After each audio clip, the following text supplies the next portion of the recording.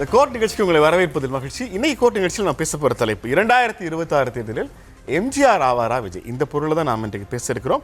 அதிமுகவிலிருந்து ரவிராஜா குழந்தைவேல் அண்ணா வணக்கம். அரசியல் விமர்சகர் வழக்கறிஞர் ஆர் பாண்டியன் அவர்கள் அண்ணா வணக்கம். அதிமுக ஒருங்கிணைப்பு குழுவிலிருந்து புகழேந்தி அவர்கள் நம்மோடு இணைய இருக்கிறார். அரசியல் விமர்சகர் ஜெகதீஸ்வரன் நம்மோடு இணைந்திருக்கிறார். வணக்கம் ஜெகதீஸ்வரன். வணக்கம் ஜெகதீஸ்வரன், உங்கள்கிட்ட ஆரம்பிக்கிறேன். 2026 தேர்தலில் எம்ஜிஆர் ஆவாரா விஜய், இந்த தலைப்பில் உங்க முதற்கட்ட பார்வை சொல்லுங்க. நிறைய பேர் தெரிஞ்சிருக்கும், நான் முன்னாள் தாவேக செய்தி தொடர்பாளர் அப்படிங்கிறது ஒரு சுவாரஸ்யமான விஷயத்தோட ஆரம்பிக்கணும்னு நினைக்கிறேன். முதல்ல இந்த கட்சிக்குள்ள போகும் பொழுது நான் அப்போ ஒரு யூடியூப் சேனல்ல ஒரு பேட்டி கொடுத்திருந்தேன். விஜய் அரசியலில் எம்ஜிஆரா அல்லது ரஜினிகாந்தா.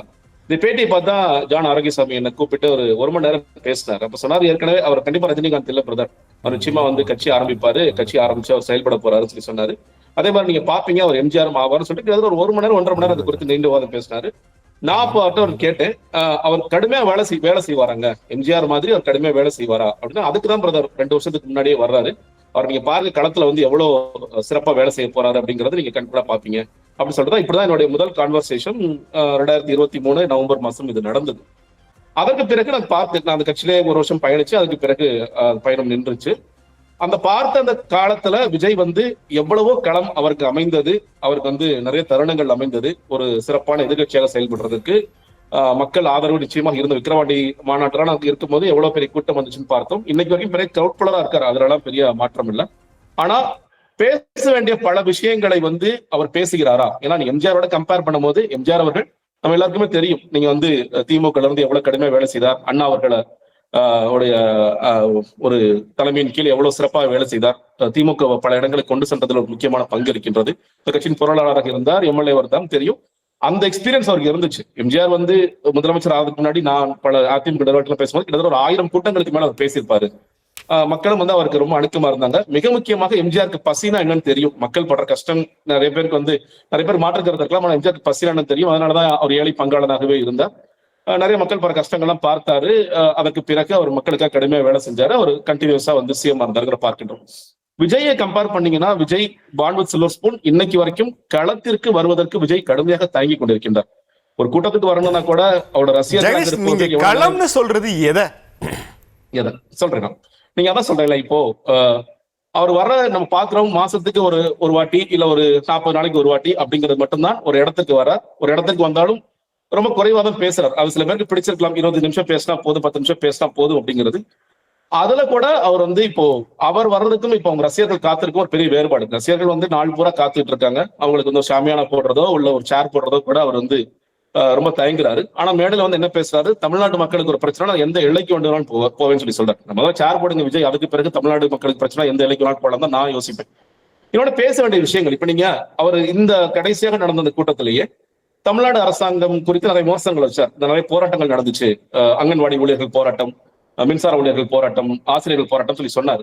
இதெல்லாம் பேச வேண்டிய தருணம்னு இருக்கு இல்லையா? டிசம்பர் மாசம் இது பிரச்சனை நடந்தது. அதற்கு பிறகு தமிழ்நாடு அரசாங்கம் ஓல்டு ஓபிஎஸ்க்கு பதிலாக ஓல்டு பென்ஷன் ஸ்கீமுக்கு பதிலாக டிஏபிஎஸ் கொண்டு வந்தாங்க. 17 ஆசிரியர்கள் போராட்டத்தை அவங்க எப்படி முடிச்சாங்க அப்படிங்கிறது தெரியும். இன்னும் சில பிரச்சனைகள் இருக்கு, அங்கன்வாடி ஊழியர்கள் போராடிட்டு இருக்காங்க. ஆனா ஒவ்வொரு போராட்டமும் வெவ்வேறு தன்மை சார்ந்தது, ஒவ்வொரு போராட்டத்துக்கும் வேறு வேறு தீர்வுகள் இருக்கு. அதெல்லாம் பேசாம பொதுவாக நிறைய பேர் விமர்சிக்கிறாங்க. விமர்சிக்கிறதுக்கு சேர்த்து வச்சு பிப்ரவரி மாசமோ இல்ல மார்ச் மாசமோ எப்ப வெளியே வருமோ அப்ப பேசினா போதும் அப்படின்னு ஒரு இடத்துக்கு நகர்றாரு. சரி, பேசிட்டாரு. இதுக்கு விஜய் என்ன செய்ய போகின்றார்? சரிங்க, இந்த போராட்டம் நடந்துச்சு, அந்த போராட்டத்தை தமிழ்நாடு அரசு சரியா கையாளன்னு கூட நீங்க குற்றச்சாட்டு வைங்க. நான் என்ன செய்ய போறேன்? இது டிஏபிஎஸ்ங்கிறது சரியா தப்பா? இல்ல நான் ஓல்டு பென்ஷன் ஸ்கீம் கொண்டு வர போறேன்னா, அங்கன்வாடி ஊழியர்கள் இப்போ போராடுறாங்களே, அதுக்கு நான் என்ன தீர்வு வைக்க போறேன்? 17 ஆசிரியர்கள் போராட்டினாங்க. தமிழ்நாடு அரசாங்கம் இப்போ அவங்களுக்கு ஒரு தொகுப்பூதியம் கொடுத்திருக்காங்க. இல்ல அதே மாதிரி போராடிய செவிலியர்களுக்கு நிறைய பேர் உள்ள ரெக்ரூட் பண்ற சொல்லிருக்காங்க. இப்ப நீங்க சொல்ற எல்லா பிரச்சனையும் தெரிஞ்சு அந்த பிரச்சனைக்கு எல்லாம் தீர்வு கண்டுபிடிச்சாதான் நீங்க விஜய் முதலமைச்சரா ஏத்துக்கிட்டீங்களா? ஒரு மாற்றம் தேவைப்படுது. விஜய்க்கு ஒரு பெரிய ரசிகர் பட்டாளம் இருக்கு, ஒரு மாஸ் பாப்புலேஷன் இருக்கு. ஆட்சிக்கு வந்தாருன்னா செக்ரட்டரியஸ் கைட் பண்ண போறாங்க. ஜெகதீஸ்வரன் மாதிரி ஆட்கள் நிறைய பேர் இருக்காங்க. திட்டம் என்ன, நல்லது என்ன, கெட்டது என்ன சொல்ல போறாங்க. விஜய் திமுக அதிமுக போல பேச வேண்டும் நீங்க எதிர்பார்க்குறீங்க. விஜய் திமுக அதிமுக போல பேசலைங்கிறனால விஜய் அரசியலே பேசலைங்கிற இடத்துக்கு தள்ளுறீங்களே.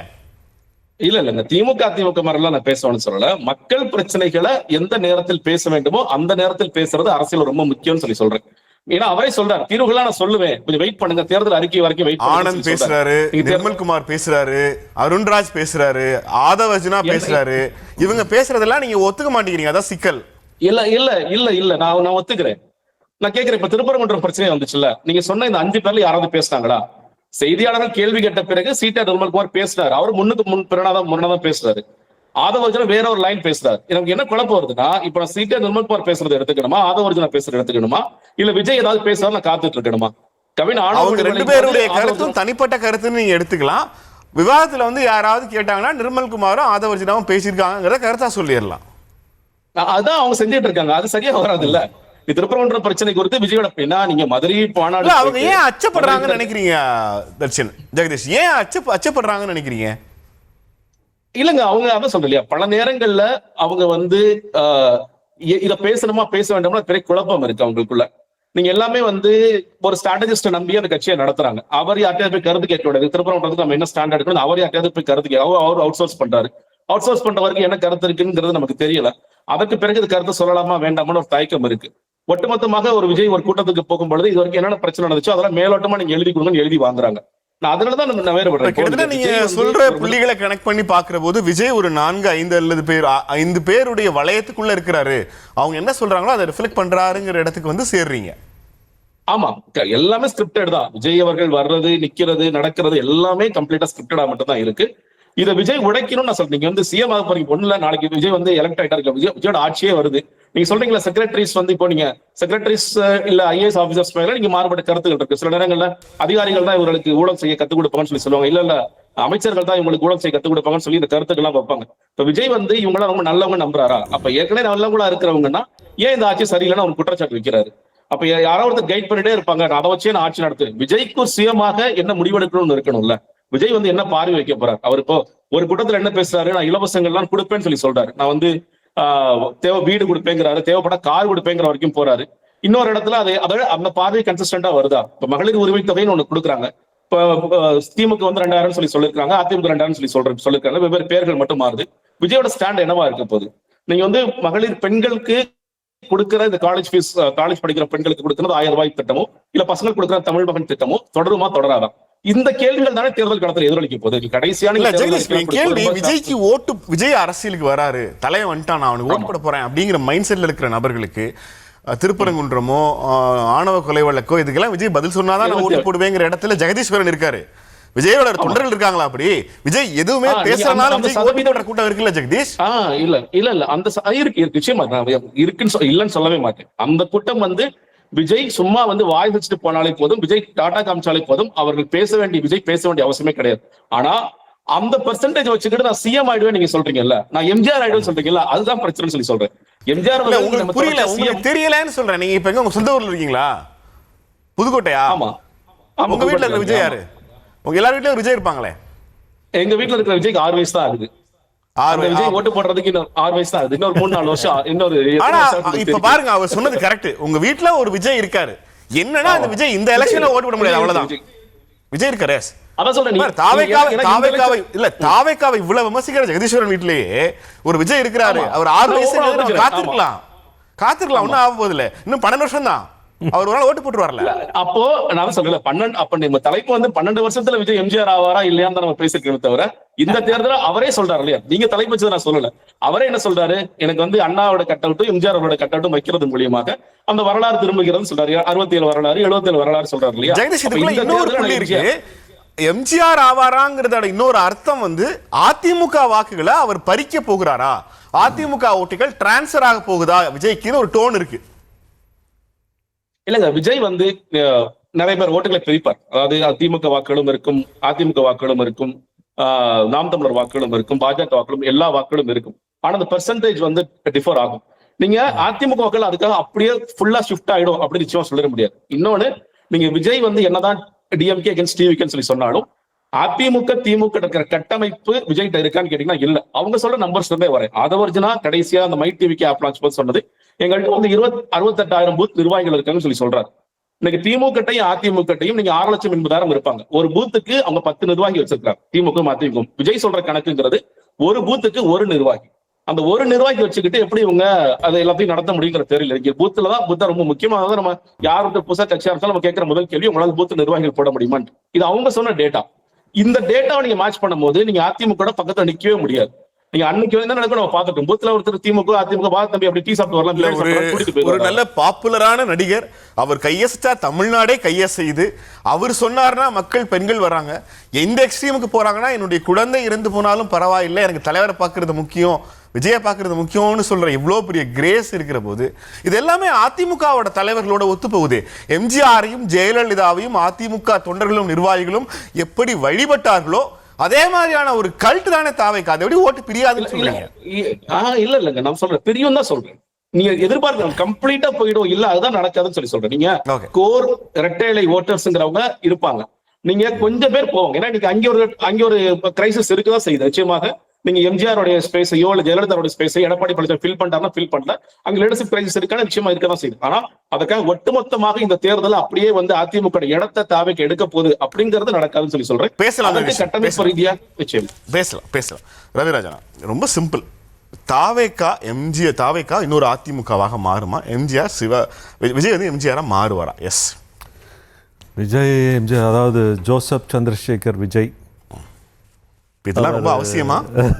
இல்ல அவங்க ஜோசப் விஜய் சந்திரசேகர்னு பேர் வச்சிருக்காங்க. அவர் சினிமாவுக்காக விஜய்னு வச்சிருக்காரு. இப்போ அரசியலுக்கு வந்துட்டாரு. அரசியலுக்கு வந்தோன்னா அந்த ரியாலிட்டியோட இருக்கிறது தான் நியாயம். சரி, அந்த ரியாலிட்டி படி பார்க்கணுன்னா நம்ம அந்த ரியாலிட்டியை நம்ம கண்டிப்பாக சொல்லணும். அப்போது ஜோசப் விஜய் சந்திரசேகருங்கிறத நம்ம சொல்லி தான் ஆகணும். சொல்லலைனாலும் சொல்றீங்கன்னா கிறிஸ்டியன்ஸ்லாம் மறக்காம விஜய்க்கு ஓட்டு போட்டுருங்கன்னு சொல்ல அப்படின்னு நான் சொல்ல வரல. நீங்கள் யாராக இருக்கிறீர்களோ அவராகவே இருங்கள், நாங்கள் வேண்டாம்னு சொல்லலை. யாரும் மாற்றவும் முடியாது, மறைக்கவும் முடியாது, உள்ள ஒழிக்கவும் முடியாது, எதுவும் பண்ண முடியாதுங்கிறது தான் நிதர்சனமான உண்மை. ஆகவே எம்ஜிஆர் அவர்களை வந்து நீங்கள் விஜயோட ஒப்பிட்டு பேசுறதுங்கிறதே தப்பு. ஃபர்ஸ்ட் ஆஃப் ஆல் அப்படி தான் விஜய் சொல்றாங்க. இல்லையா? தாவேக்காக்கள் அதான் சொல்றாங்க. என்ன சொல்றாங்க? இந்த காரணத்துக்கு கொண்டு விஜய் எம்ஜிஆரோட கம்பேர் பண்ணாதீங்க. சரி, இப்போ எம்ஜிஆரோட ஒருபடி மேல விஜய் அப்படிங்கிறாங்க. அது அதை விட அபத்தம். எம்ஜிஆர்லாம் இப்போ என்னென்ன தெரிஞ்சுக்காம இருக்காரு, அவர் கிண்டர் கார்டனா இருக்காருங்கிறது இந்த வார்த்தையிலேயே புரியுது. அதாவது புரட்சி தலைவர் எம்ஜிஆர் அவர்கள் இறந்து 87 இறந்தாரு. இன்னைக்கு கிட்டத்தட்ட பார்த்தீங்கன்னா 39 வருடம் ஆகிறது. 39 வருடம் ஆயும் ஒரு கட்சி வந்து அவரால் உருவாக்கப்பட்ட கட்சி கிட்டத்தட்ட 31 ஆண்டுகள் வந்து ஆட்சி பண்ணியிருக்கிறது. அவர் மறைந்ததுக்கு பிறகும் ஆட்சி பண்ணியிருக்கிறது. 54 வருடத்தில் அடியெடுத்து வைத்து நடந்து கொண்டு இருக்கிறது. 2 முறை 10 ஆண்டுகள் வந்து தொடர்ந்து ஆட்சியில் இருந்திருக்கு. இப்படிப்பட்ட ஒரு இயக்கம், ஒரு தலைவன், அந்த தலைவன் வந்து அந்த விதையை வந்து விதைச்சிட்டு போயிடுறாரு. அந்த விதை வந்து மரமாகி இன்னைக்கு காய்த்து எல்லாருக்கும் பலன் கொடுத்து கொண்டு இன்று வரை எல்லாரையும் வாழ வைத்துக் கொண்டிருக்கிறது. அப்படிப்பட்ட ஒரு ஒப்பற்ற தலைவனை உட்கார்ந்துகிட்டே மரத்தை காப்பாற்றுறோன்னு கிளைய வெட்டுறவங்க எல்லாம் சேர்த்து தான் அந்த மரம் தாங்க. அதெல்லாம் இருக்கதாங்க செய்வாங்க. அது பார்ட் ஆஃப் தி லைஃப்ங்க. ஒருத்தர் நல்லவர் இருப்பார், கெட்டவர் இருப்பார். குடும்பத்திலே ஒரு 4-5 பேர் இருப்பாங்க.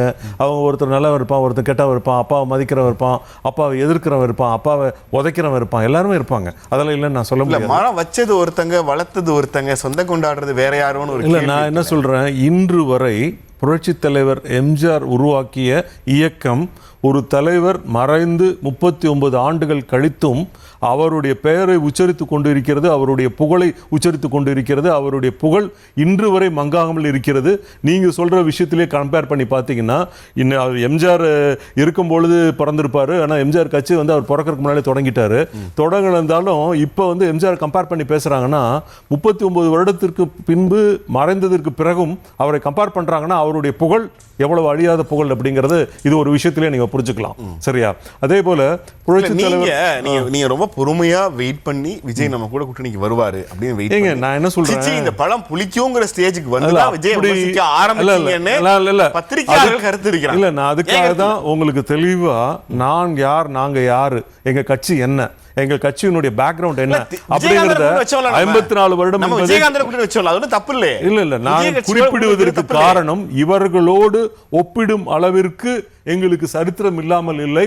எங்களுடைய சரித்திரம் என்ன என்று சொல்லி நீ சொல்லுங்க. சரத்குமார் அரசியலுக்கு வரும்போது அவர் சிவப்பு எம்ஜிஆர், விஜயகாந்த் அரசியலுக்கு வரும்போது ஒரு கருப்பு எம்ஜிஆர்.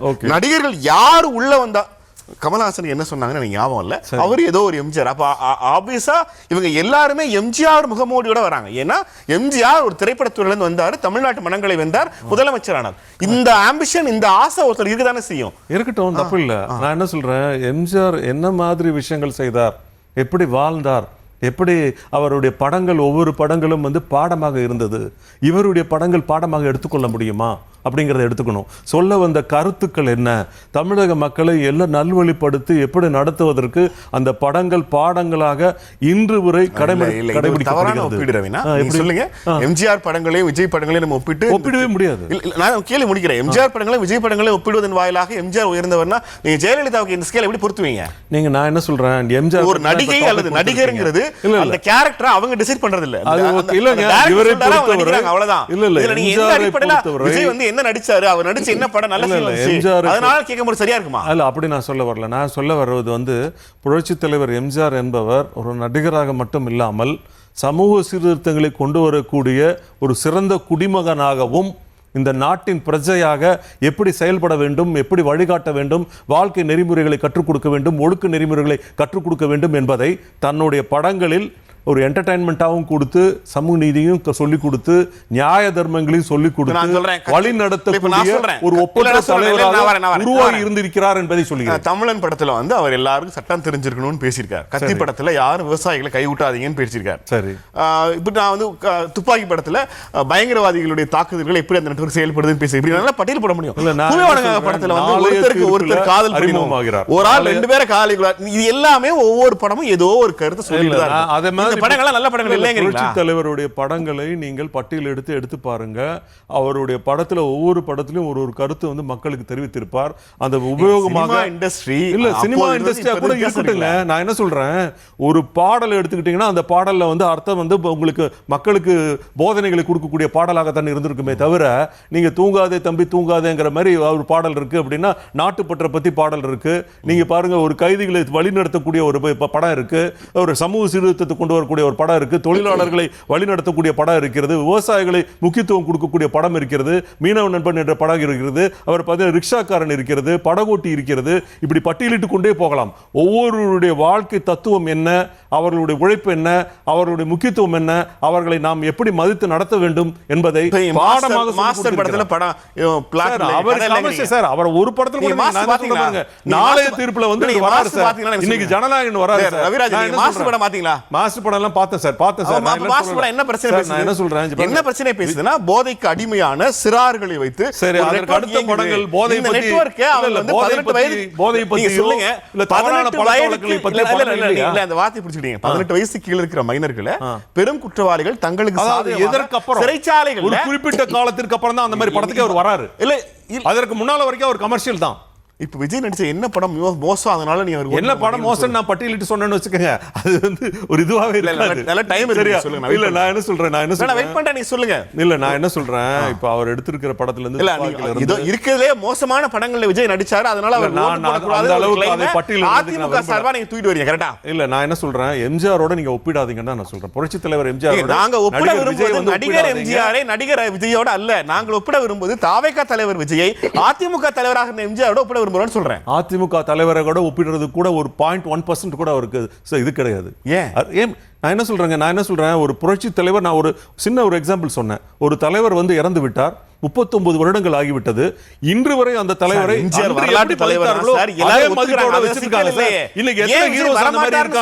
தலைவர்களுக்கு அந்த மரியாதை இருக்கிறது. நீங்க சொல்லுங்க, விஜய் அந்த குவாலிட்டி இல்லையா? கண்டிப்பா இல்ல சார். எப்படி சொல்றீங்க? நான் பாத்தீங்களா, ஓட்டு போட்டீங்களா? நீங்க தான் முதல்வர்னு உசுபேத்துறவங்க கிட்ட உம்முன்னும் இல்ல உங்களை விட்டு ஆளே கிடையாது தமிழ்நாட்டை ஆள்றதுக்குன்னு சொல்றவங்க கிட்ட கம்முன்னு இருந்திருந்தாருன்னா அவர் வாழ்க்கை ஜம்முன்னு இருந்திருக்கும். அது இல்லாதனாலதான் இப்ப படாத பாடுபட்டு இருக்காரு. முடிவு இங்க பாருங்க, ஜாலியா இருக்காரு அவரு. சார் நான் ஜனநாயகம் படம் ரிலீஸ் ஆகல என்ன சொல்றேன், நீங்க சொல்லுங்க. ஜனநாயகம் படம் ரிலீஸ் ஆச்சா? நீங்க பாருங்க, செப்டம்பர் 13 அவருடைய பயணத்தை ஆரம்பிக்கிறார்.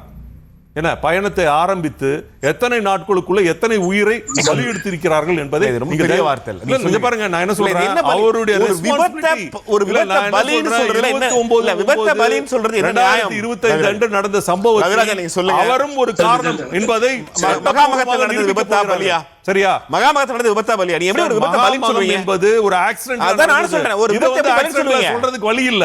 நான் என்ன சொல்றேன், ஒரு நபரை பார்க்க வருகிறார்கள் என்றால் ஒரு உயர்ந்த பட்சத்தில் இருக்கக்கூடிய நடிகர் அந்த இடத்தில் என்ன நடக்கும் என்பதை யூகித்து, நீங்க அன்னைக்கு அசெம்பிளில அப்படி சொல்லலையே சார். தன்னை அசெம்பிளில நீங்க விஜய்க்கு வக்காலத்து வாங்குனீங்க. அன்னைக்கு உங்களுக்கு திமுக எதுக்குறது விஜய் தேவைப்பட்டாரு. நான் என்ன சொல்றேன், அப்படி கிடையாது. நான் என்ன சொல்றேன், இப்பயும் நான் சொல்றேன், தவறு வந்து யார் செய்தாலும் தவறுதான். அந்த தவறை யார் என்று இல்லைன்னு மறுக்க முடியாது. எடப்பாடி நாளை சொல்றீங்க. இல்ல, நான் அப்படி சொல்ல வரல. நான் என்ன சொல்றேன், ஒரு புதிதாக தாவேகா கட்சி பக்கம் தொடங்கி எந்த தமிழ்நாட்டு அரசு அவருடைய அனுபவ குறைச்சல் காரணமாக நின்னதே ஏன் இல்லங்க, அனுபவ குறைபாடு காரணமாக அவர் தவறான முடிவுகளை எடுத்து தவறான பிரச்சனைகளை சிக்கிக் கொள்கிறார்.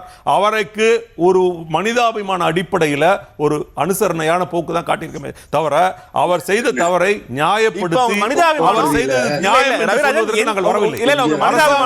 தவறு இருக்கிறது. நடிகர் விஜய் மேலே மனிதாபிமானம் எந்த டேட்ல எக்ஸ்பைரி ஆச்சு? எந்த டேட்ல எக்ஸ்பைரி? என்ன எப்பயுமே எக்ஸ்பைரி ஆகல. மனிதாபிமானமா தான் அவர் கூட்டணிக்கு வர மாட்டேன்னு சொன்னனால அவர் கூட்டணிக்கு வந்தாலும் வரலனாலும் அதிமுகவுக்கு சரித்திரம் இருக்கிறது என்பதை தெல்ல தெளிவாக பட்டியலிட்டு கூறியிருக்கிறேன். இதோட நான் உங்களுக்கு சொல்லியிருக்கேன். அதிமுக பதட்டத்தில் இருக்கீங்க சார். விஜய் வரலனாலும் இந்த எலெக்ஷன் நடக்கும். விஜய் ஆதரிக்கலனாலும் ஜெயிப்போம். சரிங்களா?